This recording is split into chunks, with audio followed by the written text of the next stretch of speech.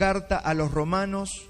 Estamos en el modo predicación expositiva, cuarta entrega, subtítulo Promesas y profecías cumplidas. Voy a volver a leer Romanos 1:1, que es el primer versículo que ya estudiamos, que lo dividimos en 3 domingos. Pablo, siervo de Jesucristo, llamado a ser apóstol, apartado para el Evangelio de Dios. Hoy vamos a ver el 2 y el 3. Vamos a ver que él había prometido antes por sus profetas en las Santas Escrituras acerca de su Hijo, nuestro Señor Jesucristo, que era del linaje de David según la carne. Eso es lo que vamos a analizar estudiando. Así que vimos, haciendo un breve mini repaso en el primer versículo, lo que es ser un siervo de Jesucristo.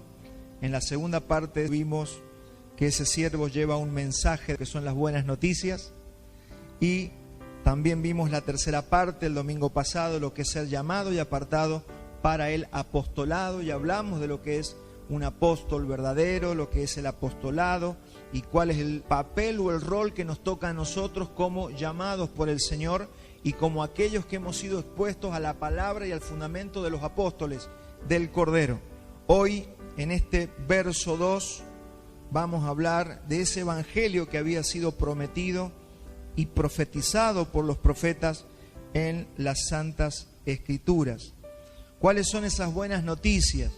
Esas buenas noticias son que Dios se haría hombre para pagar la deuda del hombre, porque el hombre había pecado, y perdonar ese pecado al hombre. Esas son las buenas noticias. Y este es un misterio que estuvo escondido por generaciones, dice la Escritura. Estaba escondido y se mantuvo en secreto. Esto era secreto de Estado, secreto del reino. A pesar de que todo esto ya estaba planeado desde antes de la fundación del mundo y el Señor lo había mandado a escribir a través de sus profetas, era algo que estaba guardado por una cuestión porque si Satanás hubiera sabido cuál era el plan de Dios, nunca hubiera permitido que eso se llevara a cabo. Entonces, ahora dice el apóstol Pablo que se ha manifestado, se ha revelado al revelarse las escrituras de los profetas. Y vamos a ir a leer Efesios 3:5. Misterio que en otras generaciones no se dio a conocer a los hijos de los hombres, como ahora es revelado a sus santos apóstoles y profetas por el Espíritu. Había llegado el tiempo de revelar el mensaje. Ese tiempo comenzó luego de la cruz, con los apóstoles del Cordero. Allí el Señor comenzó a revelar el mensaje que había estado oculto por generaciones. Entonces, las escrituras que usted sabe están escritas hace miles de años. Moisés comenzó a escribir. Tenemos hace miles de años sobre la tierra las escrituras, pero ahora han sido reveladas con la venida del Mesías. Entonces estamos en un tiempo donde tenemos que reivindicar las escrituras. Estamos en tiempos peligrosos. A veces nos adormecemos en el tiempo que vivimos, en el cristianismo que vivimos, y escuchamos predicaciones y vemos que hay tantos cristianos en todo el mundo, pero cuando empezamos a poner la lupa sobre lo que se habla, estamos viendo que se habla más de cualquier cosa menos las escrituras. Entonces, tiempo de recuperar lo que los padres de la iglesia proclamaban que era sola escritura. Recuperar la escritura, recuperar la palabra, porque allí está la palabra profética más segura. Pablo se encarga de advertirle esto a sus discípulos. Es la palabra profética más segura. Estamos en tiempos peligrosos. La palabra escrita son las que nos hacen sabios para la salvación que es en Cristo Jesús. Usted fue salvo, usted fue nacido de nuevo por el Señor, voluntad del Rey, pero ahora usted necesita la sabiduría y esa sabiduría viene por la Escritura. La crisis que vive la cristiandad es que no conoce las Escrituras, es que no dedica tiempo. Los seres humanos podemos estudiar las cuestiones más profundas, las materias más complejas, pero ¿se ha dado cuenta que poco tiempo le dedicamos a la Escritura? La Escritura es la puerta para poder conocer a Dios. No es el fin, es la puerta para poder conocer, porque toda revelación de Dios es espiritual. No es conceptual, no es cognitivo, sino que es una revelación a nuestro espíritu, pero esa puerta es la Escritura.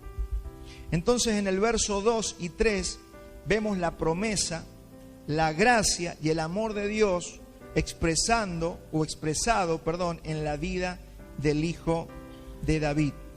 Vamos a leer otra vez Romanos 1, 2 y 3. Que Él había prometido antes, cada palabra es importante en esta mañana, que Él había prometido, que Él había profetizado antes por sus profetas en las Escrituras acerca de su Hijo, nuestro Señor Jesucristo, que era del linaje de David según la carne.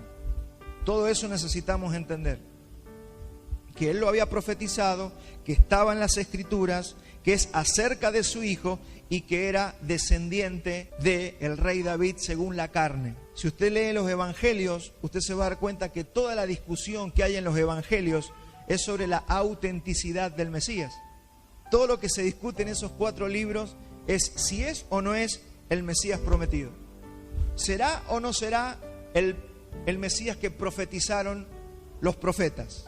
Esa es toda la discusión que empezamos a ver en los Evangelios. Entonces, mi pregunta es si usted sabe, si usted conoce, si usted está al tanto de si el Jesús que predicamos, el Jesús que nosotros hemos leído, es verdaderamente el Mesías. Mire, de este lado del mundo no tenemos mucho problema con eso. Pero si nos introducimos en ambientes orientales, si usted se va a vivir del otro lado del mundo y se sienta con judíos, o se sienta con musulmanes, o se sienta con hinduistas, y empiezan a hablar de si el Mesías es el Mesías o no es el Mesías, ¿cómo estará su fe? ¿Cómo estará usted preparado para defender, o para afirmar, o para confirmar, o para descartar si Jesús es el Mesías? Si a veces los mismos cristianos no conocemos las Escrituras como debiéramos conocerlas. Nosotros nos vamos a dar cuenta de lo necesario que es afirmar nuestra fe con la Escritura y con la gracia. Este tiene que ser su trabajo. Usted no puede desperdiciar toda su vida trabajando, criando hijos, haciendo una carrera, teniendo su negocio y no conocer lo más importante de la vida, que es aquel que le dio vida eterna o aquel que puede salvarte, y no conocer las Escrituras. Por eso en esta mañana vamos a trabajar a niveles académicos, a niveles teológicos, a niveles de profecía bíblica para poder entender las Escrituras. Y yo sé que un domingo no alcanza el tiempo, tendremos 1 hora, lo sumo, 1 hora y cuarto, pero por lo menos va a quedar como la punta del ovillo para despertarle, para que usted en la semana o en los próximos meses siga profundizando en estos temas que nosotros tocamos los días domingos, para que usted vaya a las Escrituras, busque material y pueda trabajar lo que nosotros hablamos en este tiempo de predicación expositiva. Lamentablemente, puesto que muchos cristianos no tuvieron puesto el fundamento de la Escritura y de la palabra, no estuvieron firmes en el momento de que fueron confrontados con su fe y se desviaron de esa genuina fe y apostataron de la verdad. Mire, cuando hablamos de apostasía, apostasía significa desviarse de la verdad. La apostasía, el único que puede apostatar es alguien que está en Cristo. Es alguien que conociendo a Cristo se desvía de la verdad. No estamos hablando de pérdida de la salvación, estamos hablando de desviarse, de extraviarse, de perderse. Y las profecías dicen que en los últimos tiempos muchos creyentes se desviarán de la verdad por escuchar a espíritus engañadores. Por eso es la importancia. Mire, yo personalmente tengo un amigo que por no tener conocido bien el Evangelio y fue desviado, se empezó a llegar a los judíos y los judíos lo convencieron de que Jesús no era el Mesías. ¿Y eso por qué pasa? Eso pasa porque no tenemos bien la palabra, el fundamento, el conocimiento, no sabemos defender nuestra fe y empezamos a indagar. Y hay gente que está muy enamorada hoy del judaísmo y no se da cuenta que el judaísmo aborrece al Mesías. Y cuando se arrima al judaísmo lo terminan convenciendo de que el Mesías no es el Mesías que ellos creen. Y así es cuando empezamos a ver hombres y mujeres apostatar de la fe. Vamos a leer 1 de Timoteo 4:1, las advertencias del apóstol Pablo, pero el Espíritu dice claramente que en los postreros tiempos algunos apostatarán de la fe, como escuchando espíritus engañadores y a doctrinas de demonios. Ese es el peligro. Ese es el peligro de nuestros días. Y en Romanos 14:15 dice también el apóstol Pablo: pero si por causa de la comida tu hermano es contristado, ya no andas conforme al amor. No hagas que por la comida tuya se pierda aquel por quien Cristo murió. ¿Se puede perder una persona por la que Cristo murió? Sí. No se pierde de la salvación, se extravía en su entendimiento, se extravía del conocimiento, es engañado y es desviado del propósito para el cual Dios lo había llamado. Ese es el gran problema, que la gente que ha sido ya salva se desvíe de la fe, sean engañados por falsas doctrinas. Mi pregunta a la iglesia en esta mañana: ¿tu fe ha sido probada? ¿Has hablado con esa gente que está en contra de que Jesús sea el Mesías? De esos que argumentan en contra de Jesucristo. ¿Te sentaste alguna vez a hablar con algún testigo de Jehová, algún mormón? Esos que tienen falsas doctrinas, doctrinas de demonios. Muchos dicen: no, yo no hablo porque me da miedo que me confundan. Bueno, eso es señal de que tiene que estudiar más, que tiene que prepararse más, que tiene que saber defender la fe. Y los cristianos tenemos que saber defender la fe. ¿Quedaría tu fe intacta si te toca irte a vivir al oriente y empiezas a hablar con gente todos los días que no creen en Jesucristo? ¿Cómo quedaría tu fe? ¿Has hablado con los religiosos que niegan, por ejemplo, la deidad de Cristo? Acá tenemos muchos en Occidente. Gente que no cree que Jesús es el Hijo de Dios, niegan la segunda persona de la Trinidad. Tenemos muchos sectas alrededor. ¿Cómo responderías? Ahora, yo tengo que saber que solamente cuando mi fe es puesta a prueba por otros argumentos es que puedes darte cuenta de cuán firme estás en el Señor. Necesitamos poner a prueba nuestra fe. Una fe que no ha sido probada, dice la Escritura, es una fe incierta. No, yo nunca he tenido problema, yo siempre he creído, bueno, sentémonos un día y voy a punzar tu fe, voy a hacerte preguntas a ver cómo está tu entendimiento del Mesías. Y argumentos, porque la guerra espiritual es una lucha de argumentos. Algunos piensan que se pelea con demonios que andan pululando por el aire. No, en realidad todo tu problema y el mío tiene que ver con conceptos, con pensamientos, temores, cosas que vienen a tu corazón. ¿Qué va a ser del futuro? ¿Qué va a ser de mi economía? ¿Qué va a ser de mis hijos? Estoy envejeciendo, ¿cómo va a ser mi vejez? Esos son todos los temores que vienen sobre la gente.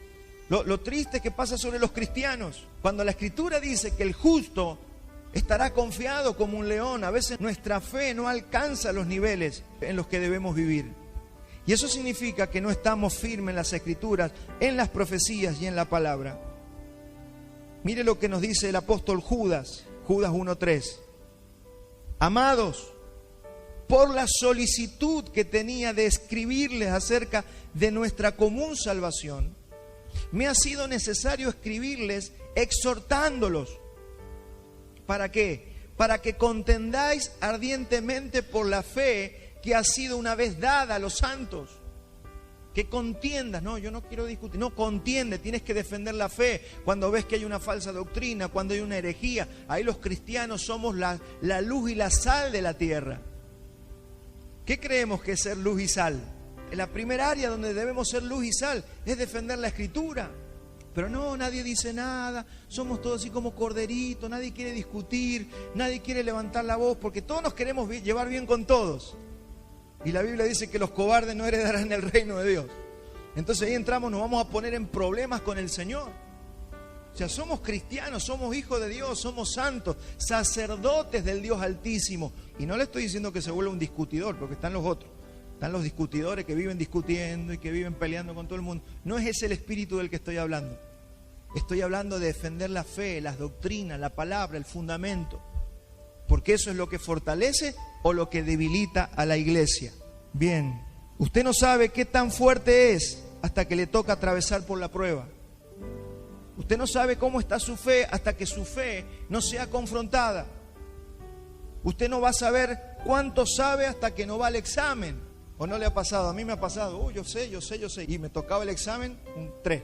Yo creí que sabía y no sabía. Porque para eso viene la prueba. La fe es lo mismo. No, yo soy un hombre de fe. Yo soy una mujer de fe. Sí que, cuánta fe tengo. Y viene la prueba y ahí me doy cuenta que no tenía tanta fe o no estaba tan fuerte en la fe como creía serlo. Pablo dice el evangelio que había sido prometido por los profetas en las Escrituras. Cuando usted va a las Escrituras, usted se va a dar cuenta que hay de esas profecías o de esas promesas sobre el Mesías, hay alrededor de 320 profecías que se cumplieron en Cristo. Es decir, en el Antiguo Testamento hay alrededor de 320 promesas o profecías acerca de Jesús que Jesús cumplió con su propia vida.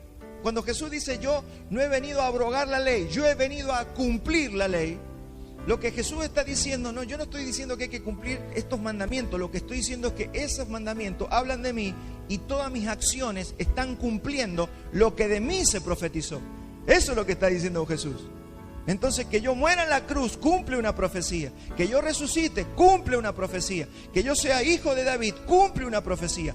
Todo lo que se profetizó yo lo estoy cumpliendo, y usted tiene que estar asegurado de que Jesús fue el que cumplió todas esas profecías, porque si no, nuestro Mesías es un falso Mesías. Pero por eso, ¿cómo yo sé? Por eso hay que trabajar la palabra y las profecías. Y hoy le dije que vamos a hablar de profecías. Hoy vamos a ver 4 profecías, ¿sí? 4 profecías acerca de Jesús que Jesús cumplió en sus días. La primera la encontramos en Génesis 3:15, la primera de todas las profecías. Esa primera la da el mismo Dios, de la boca del mismo Dios, y la escribe después Moisés en el Génesis, pero la está dando Dios directamente desde su boca. Dice: y pondré enemistad entre ti y la mujer. Lo pongo en el escenario. El hombre había pecado. La serpiente había engañado a la mujer y al hombre, los había hecho desobedecer a Dios. Y en ese momento el Señor dice lo siguiente, le está hablando ahí a la serpiente: pondré enemistad entre ti y la mujer, entre tu simiente, es decir, entre tu semilla. También la palabra simiente es linaje. A veces se usa como semilla, otras veces como linaje. Entonces, y pondré enemistad entre tu simiente y la simiente suya, es decir, entre la simiente de la serpiente y la simiente de la mujer. Y ésta te herirá en la cabeza y tú le herirás en el calcañar. Esa es la primera profecía que se da, profecía que es cumplida en la cruz del Calvario. Así que lo que el Señor ya estaba profetizando es que habría una enemistad, iba a haber una guerra entre la serpiente y la mujer.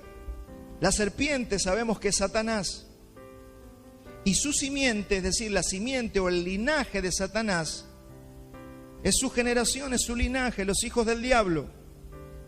Va a haber una guerra, va a haber una confrontación, va a haber una enemistad.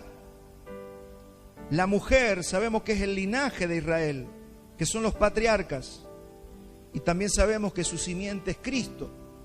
Ahí vemos una guerra entre 2 linajes y entre 2 simientes, la serpiente por un lado, Cristo por el otro, la descendencia de la serpiente, pero también el linaje del Señor. Va a haber una guerra, por eso nosotros vivimos en una guerra, por eso sufrimos en este planeta donde vivimos, porque permanentemente vamos a estar lidiando, rozando con la otra descendencia. En otras palabras, lo que el Señor le está diciendo: voy a poner enemistad entre vos, Satanás, y contra el linaje de los justos, contra los patriarcas, contra los salvos, entre tu simiente, es decir, tu descendencia y la descendencia de los patriarcas, que es Cristo.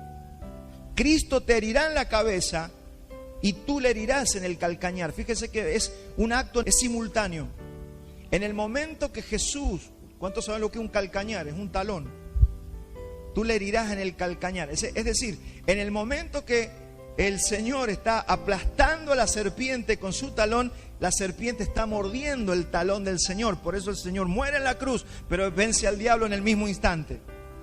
Esa es la principal profecía que nosotros tenemos que conocer para poder afirmar nuestra creencia en el Mesías Jesucristo, el Hijo de Dios, la segunda persona de la Trinidad.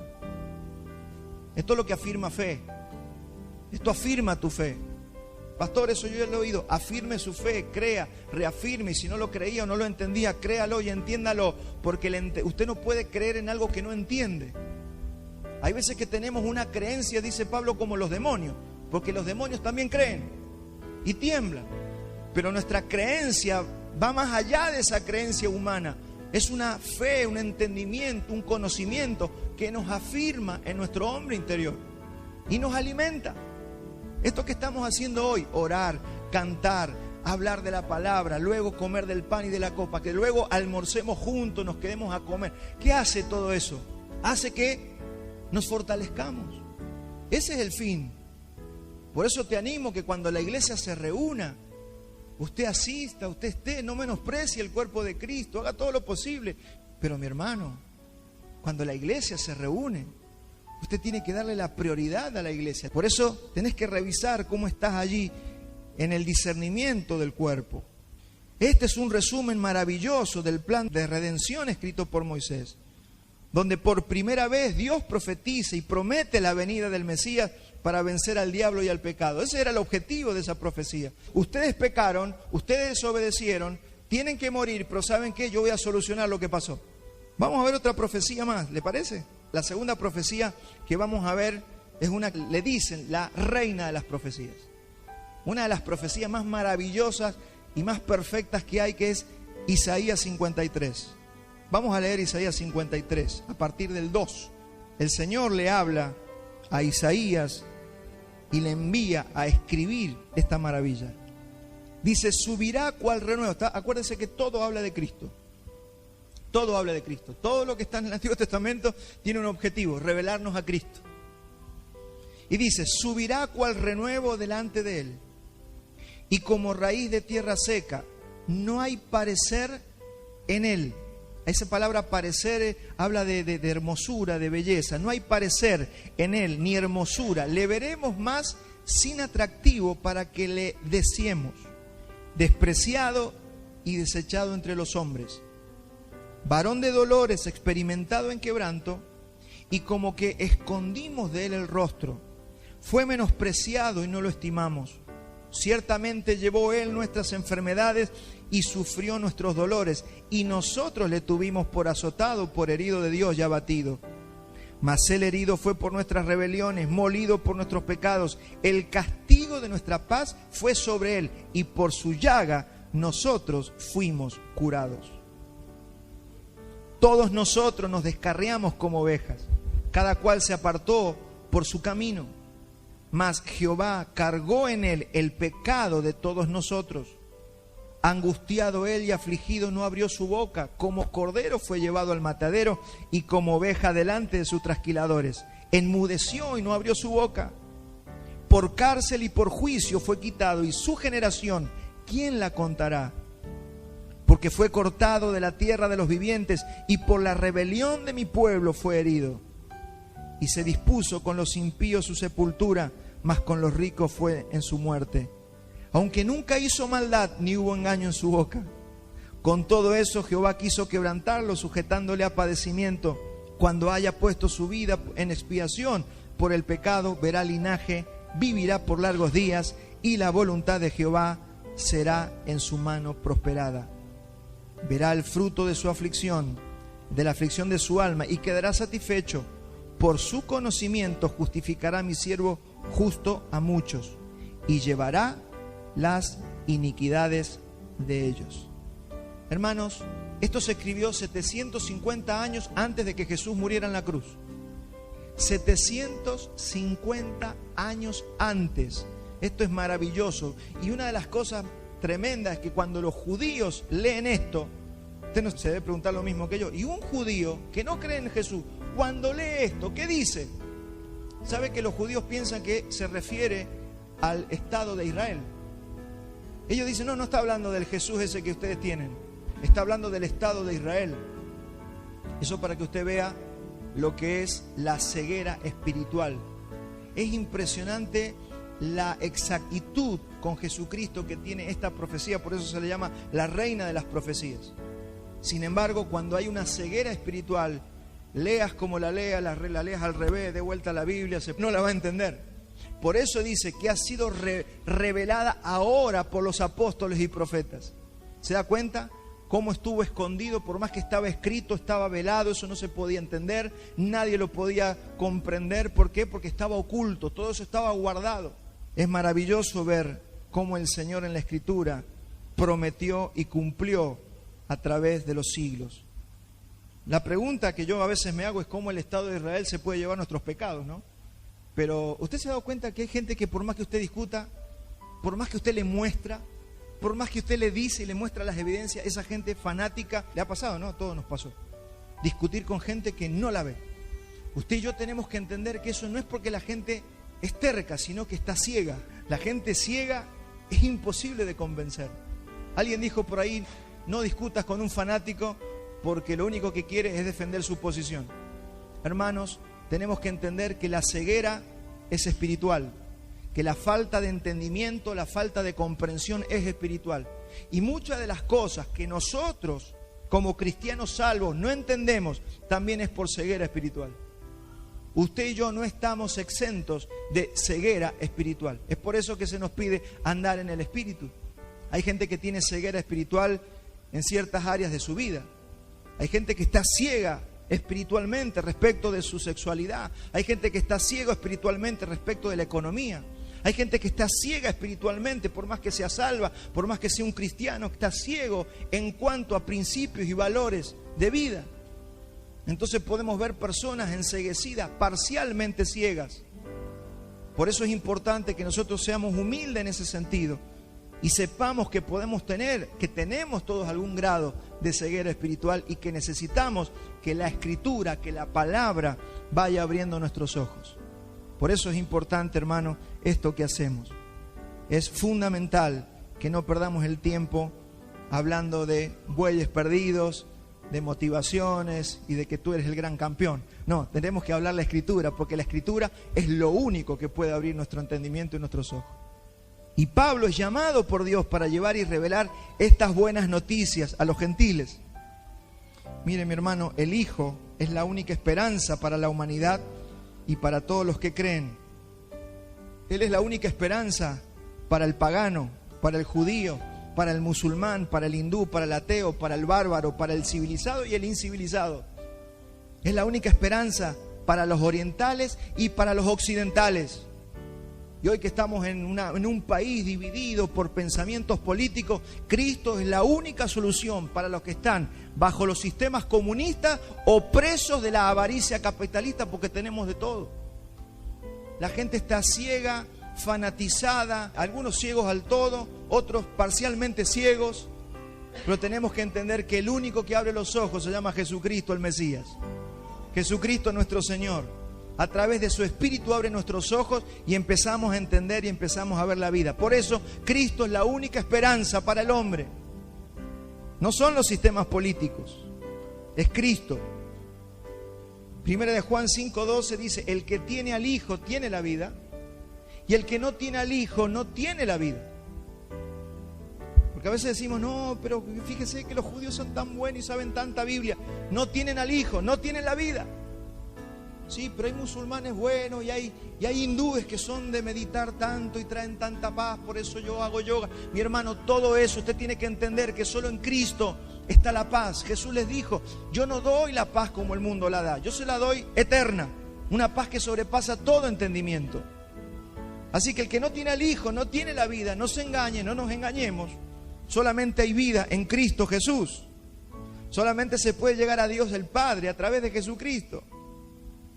Es por eso que la profecía bíblica, lo que Dios había prometido y su cumplimiento, tiene que ser estudiado. Estamos en el segundo versículo de la carta a los Romanos, Romanos 1:2, donde estamos hablando de lo que el Señor había prometido por sus profetas. Es la Biblia el mensaje. Es la Biblia el mensaje, el testimonio que Dios le dio al mundo. Ahora utilizó, esto es importante saberlo, que Dios utilizó a los judíos. ¿Para qué? Los judíos fueron una especie de freezer, fueron los depositarios de la palabra. Porque no hay nadie más celoso de su cultura que los judíos. Ellos y son el ombligo del mundo. Y Dios dijo, esto yo los necesito ¿para qué? Para darle las escrituras, para que ellos la cuiden.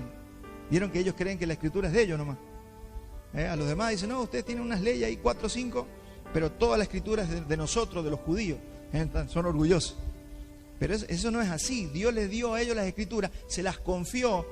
Ellos son los depositarios, pero los destinatarios son todos los hombres. Gracias a que ellos son celosos, esa escritura se ha conservado a través de los siglos. Y hoy la tenemos hasta el día de hoy. Por eso es importante entender esto. Y estamos hablando de profecía bíblica, porque estamos hablando de que Pablo hoy en día está revelando las Escrituras a los gentiles, a nosotros. Pero ¿qué Escrituras? Las que tuvieron que ser conservadas, las que se guardaron por miles de años sin alteración. Por eso Dios, ¿qué le dijo a Abraham? En tu simiente, en tu semilla, es decir, en Cristo, serán benditas ¿qué? Todas las familias de la tierra. Es por esa simiente que hoy somos bendecidos, hoy pudimos recibir salvación. ¿Qué es la bendición? Haber recibido a Cristo, haber sido salvos. Y eso bendice todas las áreas de nuestra vida. El Señor se ocupa de todo nuestro ser, de toda nuestra vida, de todo lo que tenemos y de todo lo que somos y administramos. Así que si hay alguna área en la que usted se está viendo derrotado, que usted está viendo todo oscuro, sepa que hay provisión para esa área. Hay provisión para esa área, sea lo económico, sea lo emocional, sea lo familiar. Hay provisión de parte de Dios, porque bendición es provisión para todas las cosas. No te estoy diciendo que Él va a solucionar y tu vida va a ser perfecta. Lo que te estoy diciendo es que vas a poder decir como Pablo, todo lo puedo en Cristo que me fortalece. Acá lo que te está diciendo es que vas a poder llegar al final de tus días. Acá te está diciendo que no vas a derrapar, que vas a poder llegar al final, habiendo cumplido para lo que fuiste llamado. Entonces la bendición de tú y mi casa es creer en el Mesías, recibirlo y obedecerle. Tercera profecía que quiero compartir con ustedes. Recapitulamos la primera que vimos en Génesis 3:16, que es la primera profecía o promesa de Dios de que vendría el Mesías. La segunda es la reina de las promesas o profecías dada por Dios a Isaías, donde encontramos al Mesías con una definición impresionante de cada detalle de lo que el Señor. Fíjese, hasta cuando sus ropas fueron repartidas, todo fue profetizado. Se profetizó que le iban a arrancar la barba, que iba a ser despreciado por su mismo pueblo. Todo fue profetizado.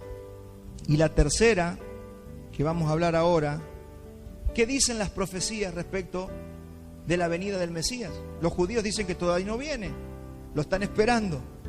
Los cristianos decimos que Él ya vino hace 2000 años. ¿Cómo podemos defender esa postura? Un judío te va a decir, cuando el Mesías venga, va a traer paz a la tierra. Por lo tanto, el Mesías de ustedes no es el Mesías porque no ha traído paz a la tierra. Esta profecía fue escrita 570 años antes de que Cristo muriese en la cruz. Y esta profecía que vamos a leer profesa o despeja la duda del tiempo en el que el Mesías vendría a la tierra. Se llama la profecía de las 70 semanas. Tal vez alguno escuchó hablar de esta profecía de las 70 semanas, o para que sea más entendible, yo le llamo la profecía de los 490 años, que es una profecía que para nosotros ya se ha cumplido. No hay forma de que esta profecía no se haya cumplido, excepto que sea apócrifa. ¿Por qué? Porque si Jesús no es el verdadero Mesías, entonces la Biblia está equivocada, la profecía está equivocada. Ahora, si la profecía es verdadera, entonces el Mesías ya vino. Y vamos a ver y vamos a analizar rápidamente esta profecía. Acá lo que Pablo está diciendo en Romanos 12 es: las buenas noticias ya llegaron, las promesas se cumplieron. Y esta profecía, junto a Isaías 53 y Génesis 3:15, son tres de las cuatro patas donde se apoya toda la profecía bíblica. Son cuatro pilares: Génesis 3:15, Isaías 53, Daniel 9:24, como vamos a ver ahora, y la que vamos a ver al final, que tiene que ver con que Jesús es descendencia del rey David. Vamos a leer la profecía de Daniel 9:24, la famosa profecía de las 70 semanas, y es muy compleja, pero yo la he simplificado simplemente para que sobrevolemos, para que usted después la busque en la intimidad y pueda profundizar. Daniel 9:24 dice: 570 años antes de la venida del Mesías, dice: 70 semanas están determinadas sobre tu pueblo y sobre tu santa ciudad, para terminar la prevaricación y poner fin al pecado y expiar la iniquidad, para traer la justicia perdurable, sellar la visión y la profecía y ungir al santo de los santos. 70 semanas faltaban para que esto aconteciera. ¿Cuántos saben que ya se puso fin al pecado? A ver, sabemos eso, ¿no? Que ya se expió la iniquidad. Sabemos que la sangre de Cristo, creemos, expió la iniquidad. ya vino la justicia perdurable, ya se selló la visión, porque en Cristo se cumplen todas las promesas, y se ungió al Santo de los Santos. Y acá comienza a hablar del tiempo de la profecía, de cuándo será. Y dice 9:25, sabe pues Daniel y entiende que desde la salida de la orden para restaurar y edificar a Jerusalén hasta el Mesías príncipe, habrá 7 semanas y 62 semanas, es decir, 483 años. Y se volverá a edificar la plaza y el muro en tiempos angustiosos. Y después de las 62 semanas se quitará la vida al Mesías, mas no por sí. Y el pueblo de un príncipe que ha de venir destruirá la ciudad y el santuario, y su fin será con inundación, y hasta el fin de las guerras durarán las devastaciones. Profecías, 570 años antes de que viniera Jesús, la está dando el profeta Daniel. Y termina con Daniel 9:27, dice, y por otra semana confirmará el pacto con muchos. A la mitad de la semana hará cesar el sacrificio y la ofrenda. Después, con la muchedumbre de las abominaciones, vendrá el desolador hasta que venga la consumación y lo que está determinado se derrame sobre el desolador. Yo voy a tratar de explicar esta profecía con un gráfico para que usted pueda sobrevolarla. Acá lo que nos está diciendo la profecía, lo primero que tenemos que entender para saber si es verdad que Jesús vino hace 2000 años, afirmar nuestra fe de que Jesús realmente vino hace 2000 años, es primero entender que lo que es 70 semanas. Ahí la palabra es Shabúa y significa, son como paquetes de 7 años. Una semana en la profecía son paquetitos de 7 años. Por eso, cuando hablamos de 70 semanas, usted saque una calculadora si quiere y saque la cuenta. 70 por 7, ¿cuánto es? Son 490, ¿verdad? Entonces, cada paquete de 7 años, 70 semanas, forman estos 490 años. Lo que está diciendo, faltan 490 años para que toda esta profecía se cumpla. Vamos a ver la fecha de partida, cuándo se empieza a contar, para ver si es genuina la profecía. ¿Cuándo se empieza a contar? En Daniel 9:25, lo vamos a leer otra vez, dice, sabe pues y entiende que desde la salida de la orden para restaurar y edificar Jerusalén hasta el Mesías príncipe, habrá 7 semanas y 62 semanas. Cuando estaban Zorobabel, Esdras y Nehemías, esclavos allá en Medo-Persia, y sube un rey nuevo que los ve, les cae en gracia y le dicen, te voy a dar permiso de que vayas a reconstruir el templo, que vuelvas a reconstruir Jerusalén, que vuelvas a construir la ciudad, y ahí se da una orden. Esa fecha, tenemos una fecha, esa orden es el 457 a.C. Esa orden que da el rey Ciro es en el 457 a.C. Y usted vaya sacando la cuenta, por eso le hice sacar la calculadora. ¿Qué es el Mesías príncipe? Dice hasta el Mesías príncipe. No es hasta la muerte de Cristo, es hasta el Mesías príncipe. El Mesías príncipe es el bautismo de Jesús, porque es allí donde el Padre dice, este es mi Hijo amado. Ahí se manifiesta el príncipe de Israel. Cuando el rey le dice, este es mi hijo, este es mi hijo. Ahí aparece el Mesías príncipe, el Hijo del Dios Todopoderoso. Eso aconteció 483 años luego del 457. Saque la cuentita. ¿Cómo ponemos? Ponemos 457 menos 483. Simple cuenta y sencilla. Seguramente le va a dar entre el 26 y 27. ¿Alguien lo sacó? ¿Cuánto le da? 26. Pasó ya el tiempo que tenía que pasar y cae en el 26 después de Cristo.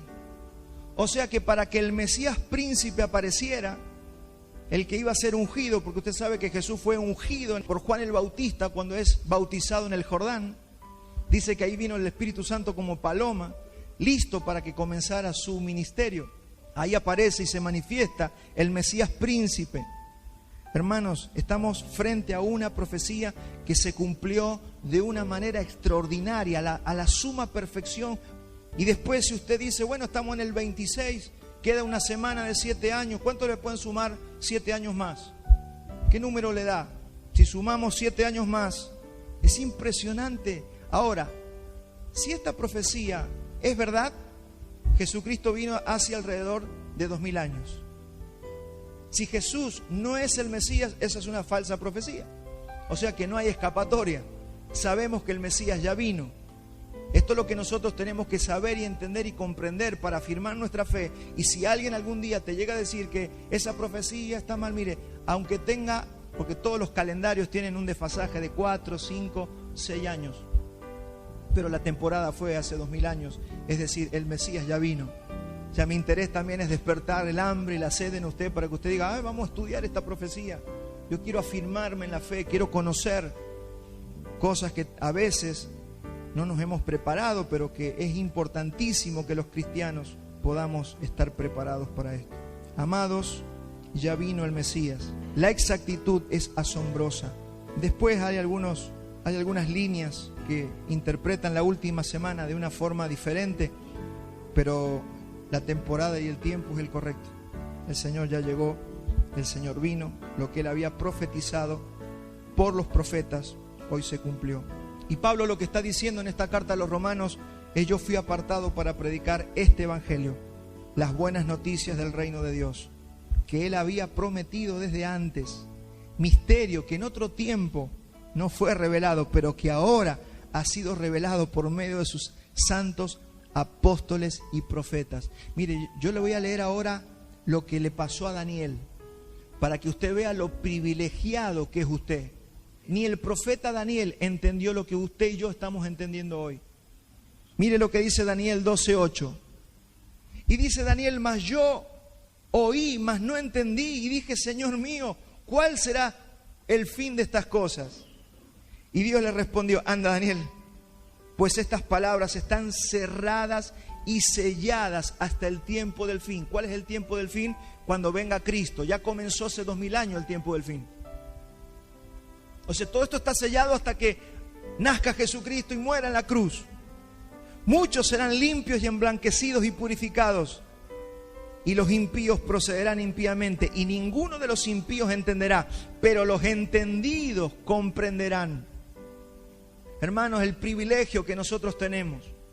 Por eso se nos manda a santificarnos, por eso se nos manda a separarnos de este mundo, por eso se nos manda a que no nos divirtamos con las cosas de este mundo, porque usted fue llamado por Dios y usted tiene que ser de esta parte, de los entendidos que comprenden, no de los que viven impíamente y no se santifican. Fuimos llamados a santidad nos ha llamado el Señor. Y esto incluye todo tipo de pecado, de inmoralidad, de desvío, de pensamientos, de obras, de omisiones y de acciones que podemos cometer en esta tierra. Cosas que el Señor había guardado y prometido, que ni siquiera se las reveló a alguno de los profetas, nos las ha revelado a nosotros por el Espíritu. Este es el evangelio que predicamos. Voy a terminar con la caja del hombre. Ahí tengo una caja para tratar de englobar un poquito lo que es el evangelio que predicamos y para que lo tengamos más entendido, porque a veces creemos que entendemos el evangelio pero no lo entendemos del todo. Por eso hay que predicar hasta que Él venga, hay que anunciar hasta que Él venga. Imagínese una caja cerrada por los 4 costados, sin tapas ni ventanas. Imagínese al hombre viviendo dentro de esa caja, que no puede ver hacia afuera porque no es transparente, es una caja sólida. Esta caja representa el mundo del hombre. El hombre existe dentro de una dimensión de tiempo y espacio. Así está el ser humano en esta vida. Fuera de esa caja está todo lo sobrenatural, lo eterno, lo divino, es decir, Dios. El hombre natural especula respecto de lo que está afuera, supone, sospecha, incluso habla de Dios, pero no lo conoce. Supone cosas de Dios, se imagina a Dios, pero no las puede saber a ciencia cierta. Por definición sabemos que lo natural no puede entrar en lo sobrenatural, que lo terrenal no puede invadir lo celestial, ni lo temporal puede meterse en lo eterno. El hombre natural está confinado a su pequeña caja. Desearía saber que hay algo más, pero no tiene certezas. Por eso inventa dioses. Eso es lo que hace el ser humano, inventarse dioses, mitos, leyendas, divaga, sueña con mundos de fantasía, sueña con extraterrestres, se inventa extraterrestres, viajes espaciales, seres celestiales, incluso quiere hablar con los muertos, porque el hombre que está dentro de la caja se siente en una necesidad de salir de esa caja, pero no sabe cómo y tampoco puede. Las religiones de este mundo le empiezan a decir al hombre que si es una buena persona, que si cumple con algunos rituales o logra elevarse a cierto éxtasis espiritual o de su alma, va a poder salir. Pero es mentira, no puede salir de la caja. Y es paradójico lo que pasa con el hombre dentro de la caja, porque el hombre natural posee en su interior una naturaleza que aborrece al único que lo puede sacar de esa caja. Así está el mundo que nosotros vemos. Un hombre que quiere salir de la caja, pero que aborrece al que lo puede sacar de la caja. Se imagina un Dios, pero ni siquiera quiere hacer la voluntad de Dios. Simplemente su conciencia está muerta. El hombre ama las religiones, pero aborrece a Dios por causa de la naturaleza que ingresó en él por causa del pecado. Esa naturaleza solo busca satisfacer su propio deseo egoísta. Así estábamos nosotros, así está el hombre dentro de esa caja. La Biblia dice que Dios puso eternidad en el corazón del hombre. Es decir, algo que le va a decir que Dios existe y que hay algo más de lo que puede ver dentro de esa caja oscura. Pero al mismo tiempo es impotente para salir de allí. Y es aquí donde entra el cristianismo. Es aquí donde entramos nosotros, los que traemos las buenas noticias, los que llevamos el Evangelio de Dios. Dios se hizo hombre en Cristo Jesús y ha entrado a la caja para decirnos que Él está allá afuera y que podemos tener comunión con Él. Él creó un conducto para que los que le creen puedan ver a Dios que está fuera de la caja. ¿Cuántos han descubierto ese conducto? ¿Qué fue Pablo? Dios de alguna manera metió la mano en esa caja, lo sacó a Pablo, le mostró todo lo que había afuera y lo volvió a meter. Eso fue que fue llevado al tercer cielo. Esa es la realidad del Evangelio. Ese hombre, Pablo, es el que está escribiendo la carta que estamos estudiando para que anuncie las buenas noticias. Dice Pablo, es inefable lo que vi allá afuera. Pero quiero decirles que a todos los que han recibido ese conducto, a todos los que han creído en el Señor Jesucristo, ustedes tienen la posibilidad de vivir lo que se vive allá afuera, la dimensión de Dios. Ahora, también hay otras noticias.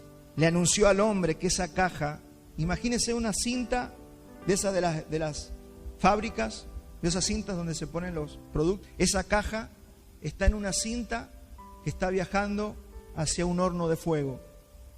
Esa es la realidad de esa caja. Esa caja va rumbo al fuego, va rumbo a la destrucción.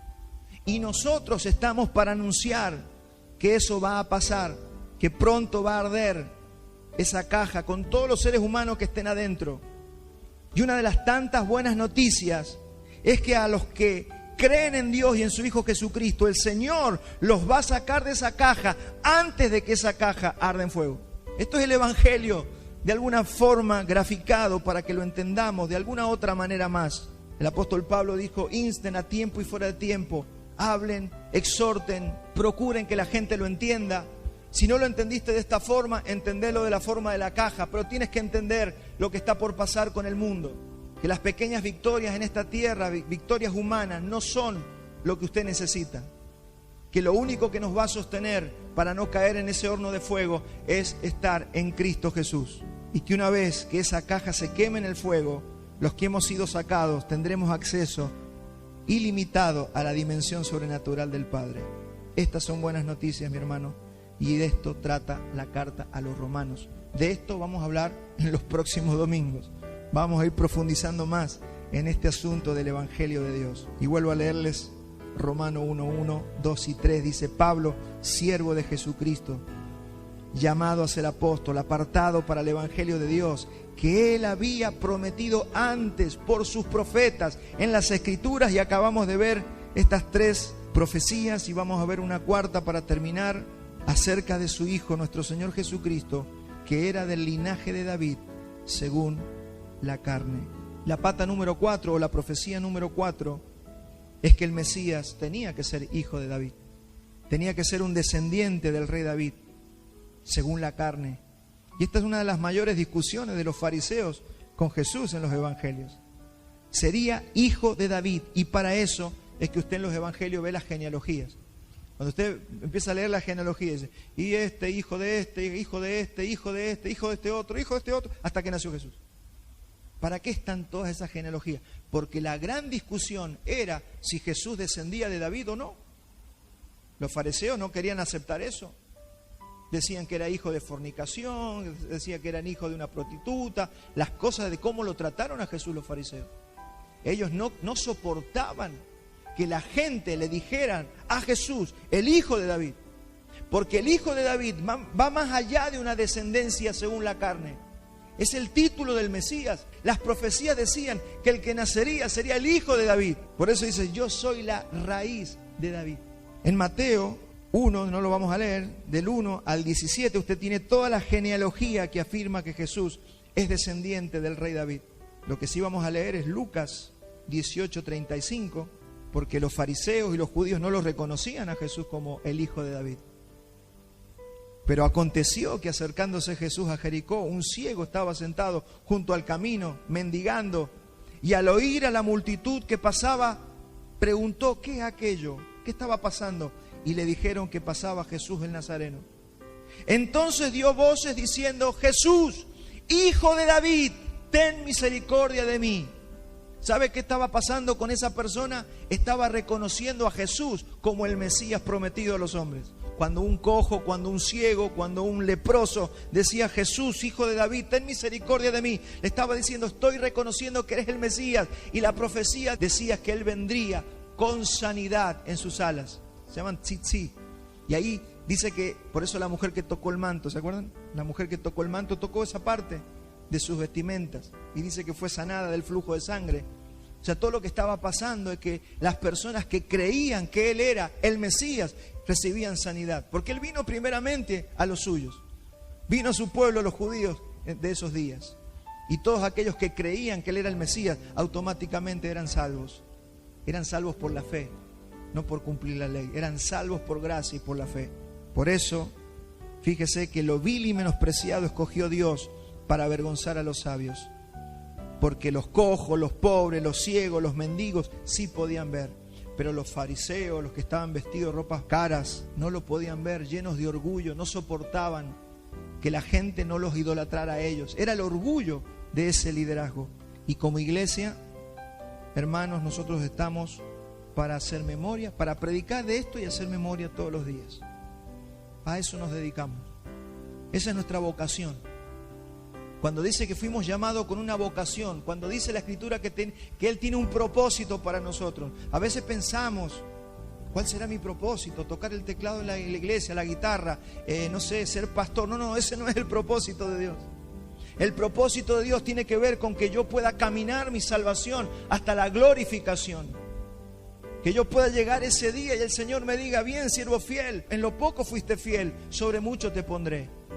Y no que por haber sido flojo, no prepararte o haberte desviado en tu caminar en Cristo, digas siervo inútil, no creíste, te desviaste, viviste en falsas doctrinas, nunca buscaste, nunca investigaste, nunca te afirmaste en la fe, siempre fuiste un débil. Y aunque seas salvo, dice, tendrás una reprensión. Entonces, mi hermano, nosotros nos estamos preparando para un día. No estamos acá para pasar un domingo más. Nos estamos preparando para un día. Por eso ahora nos vamos a fortalecer más en el Señor. Ahora vamos a comer de su carne y vamos a beber de su sangre. Por eso cierra allí donde está, cierra sus ojos, ore conmigo. Ore al Señor, prepare su corazón. Queremos tomar y comer de la mesa, pero de una manera digna. No son días en los que tenemos que buscar la emoción, son días en los que tenemos que fortalecernos en la fe. Y muchas veces la fe es fría, es legal, es simplemente un acto que usted tiene que hacer. Mire, Abraham no sentía piel de gallina, pero cuando Dios le pidió su hijo, estuvo dispuesto a sacrificarlo. ¿Usted se piensa que Abraham habrá sentido gozo en ese momento? Pero estaba haciendo el acto de fe más grande que podemos ver en las Escrituras. Y el Señor le dice, por cuanto no me rehusaste a tu hijo, tu único hijo. Fíjese, en el momento que Abraham creyó y obedeció, apareció lo que hacía falta, un cordero que se había trabado en su ornamenta en un arbusto.